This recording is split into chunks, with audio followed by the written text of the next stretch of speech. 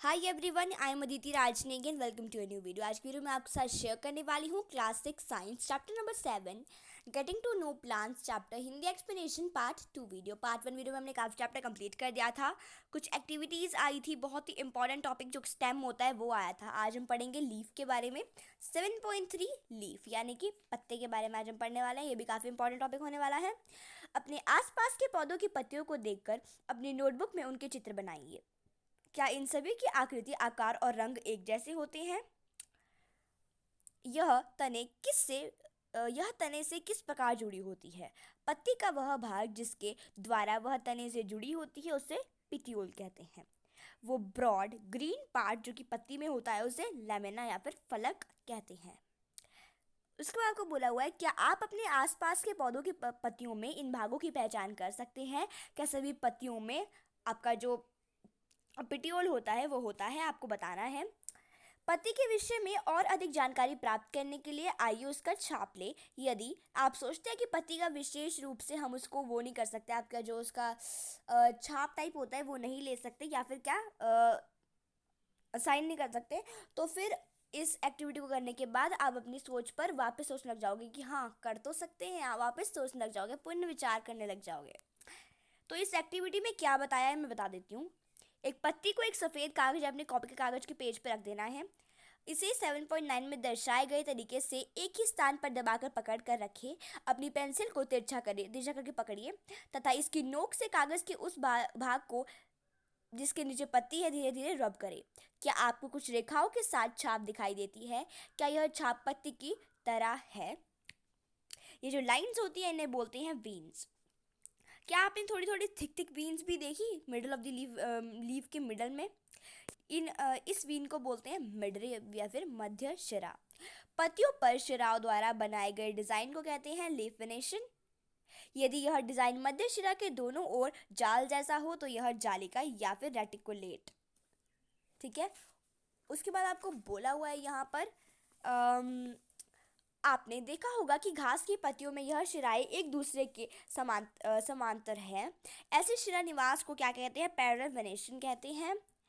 विभिन्न पौधों की पत्तियों को बिना तोड़े उसका शिरा विन्यास का अध्ययन कीजिए। आइए अभी यह जानने का प्रयास करते हैं कि पत्तियां क्या कार्य करती हैं। एक्टिविटी 4, मतलब साइंस में क्या है, एक्टिविटीज़ आएंगी ताकि आपको वो समझा पाए कि वो आपको मतलब जो चीज़ वो आपको बताना चाहते हैं, आप जिन्होंने बुक लिखी है वो उसको बताने के लिए आपको एक्टिविटीज़ यहाँ पे गिवन है ताकि आपको वो चीज़ अच्छे से समझ आए और साथ ही साथ उस चीज़ को आप प्रैक्टिकली कर भी पाओ अगर आप चाहो तो।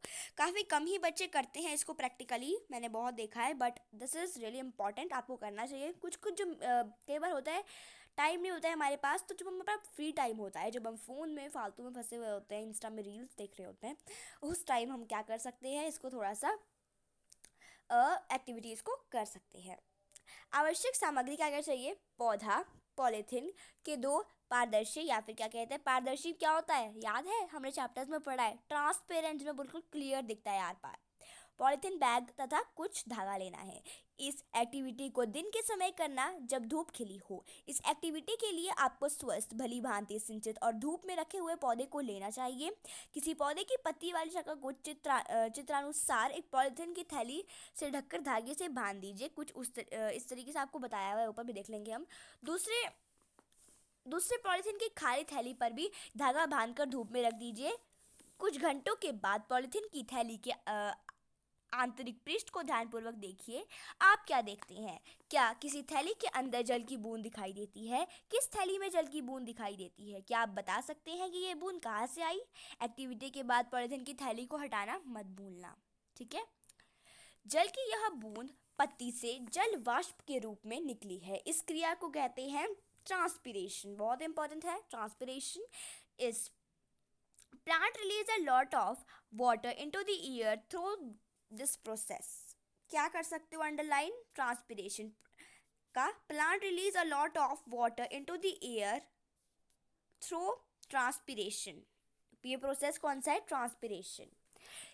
इस प्रोसेस के द्वारा पौधे बड़ी मात्रा में जल को वायुमंडल में छोड़ते हैं। आप इसके विषय में चैप्टर 14 में पढ़ेंगे। इससे ट्रांसपिरेशन के बारे में।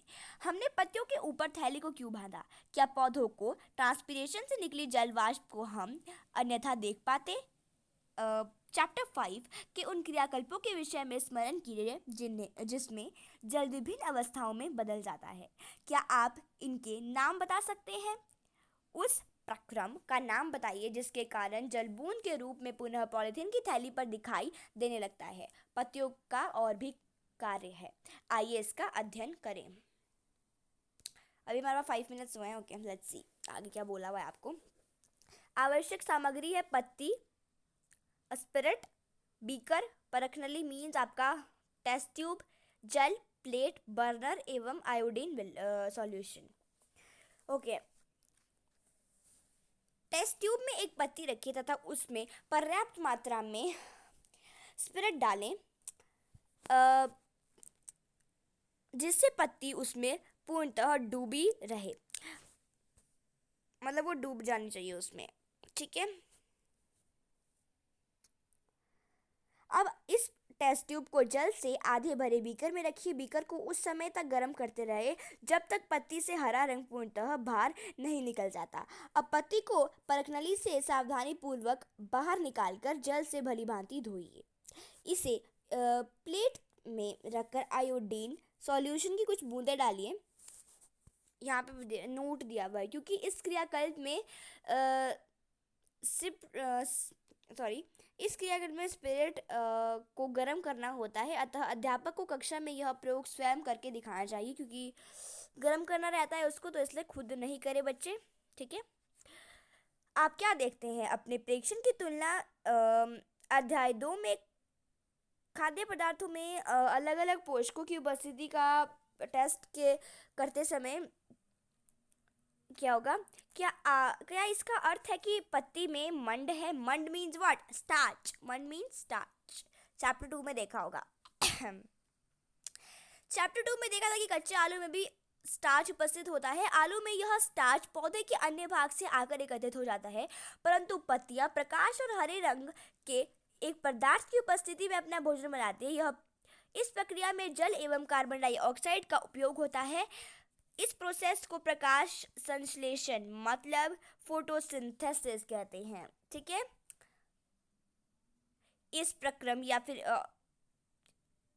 इस प्रोसेस में ऑक्सीजन निष्कासित होती है। पत्तियों द्वारा संश्लेषित भोजन अंततः पौधे के विभिन्न भागों में स्टार्च के रूप में संग्रहित हो जाता है।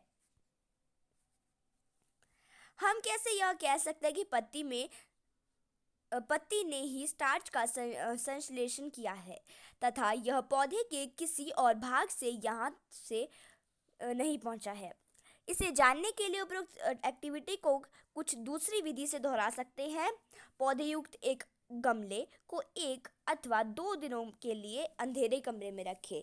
इस पौधे की एक पत्ती के आंशिक भाग को दोनों ओर से काले कागज से ढक दीजिए। अब इस पौधे को पूरे दिन के लिए सूर्य के प्रकाश में रख दीजिए। अब आंशिक रूप से काले कागज यहाँ पे ओके अब आंशिक रूप से काले कागज से ढकी पत्ती को तोड़कर इसमें स्टार्च का टेस्ट कीजिए। क्या आप देखते हैं? आप क्या देखते हैं? क्या इस प्रयोग में आपको यह समझने में सहायता मिली कि पत्ती का वह भाग जो सूर्य के प्रकाश में था उसमें स्टार्च उपस्थित है, परंतु काले कागज से ढके भाग में नहीं। इसका अर्थ है कि पत्ती सूर्य के प्रकाश की उपस्थिति में ही स्टार्च का संश्लेषण करती है। अब हम अपने जो एक्टिविटी किया था हमने अभी, उनसे हमने देखा कि तना पत्ती को जल पहुंचाता है। पत्ती जल का उपयोग अपना भोजन बनाने के लिए करती है। पत्तियों से जल कुछ मात्रा का यहाँ पे the leaves also loose water, कुछ मात्रा का पानी भी छोड़ते हैं ट्रांसपिरेशन के प्रोसेस से। तने और पत्ती को जल प्राप्त होता है। यह कार्य जड़ें करती हैं। जुड़े नहीं, जड़ें। इसके बाद हम पढ़ेंगे जड़ के बारे में, तो सोचूं मैं भी यहीं पे स्टॉप कर देते हैं वीडियो को। आई होप आपको समझ आई होगी। Thank you so much for watching. Like, subscribe, share करना मत भूलिएगा अगर आपको पसंद आई। Thank you so much everyone. पढ़ते रहो, खुश रहो।